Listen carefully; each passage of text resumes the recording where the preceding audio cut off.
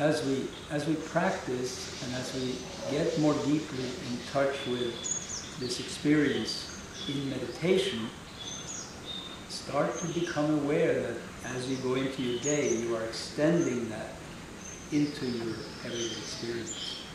No matter where you work, in family life, in love relationships, in family, anything that you do, how can you extend that feeling, that non-attachment and love, genuine love, into those arenas.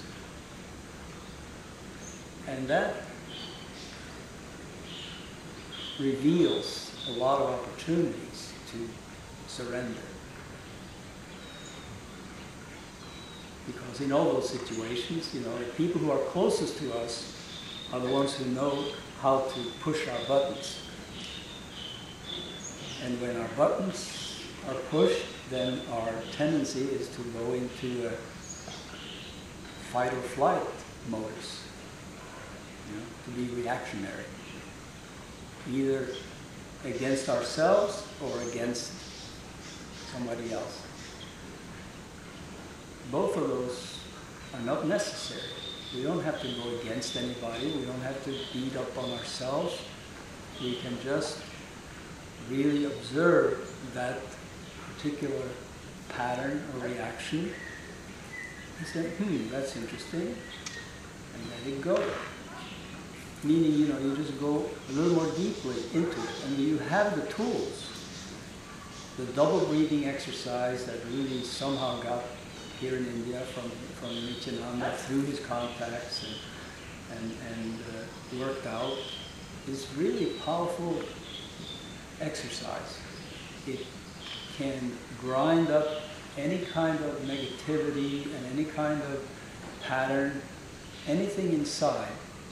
If you really feel into your heart, you open it, you feel that space, and in that space, in that vastness that is at the core of us, all that other stuff gets just ground up and it becomes a tangible energy that you can experience.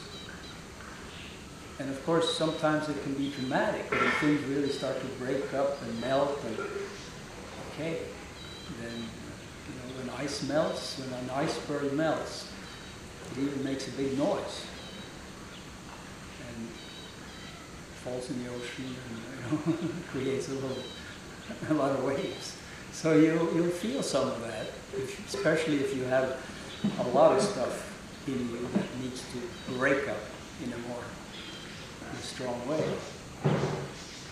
But it's not to look for those strong things as a sign of success or anything. It can be much gentler than that, and you just ease into a different state.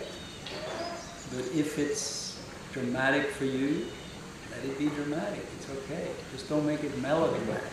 Don't try to, over-dramatize it. Just let it dissolve, let it happen, and let yourself experience what's on the other side of it. Experience it, and also then what comes afterwards usually is a real sense of relief. Something that was dead has come alive. Something that was frozen is now flowing. And gradually you do get in touch with that deeper stillness that is inside. That vastness that is full of potential.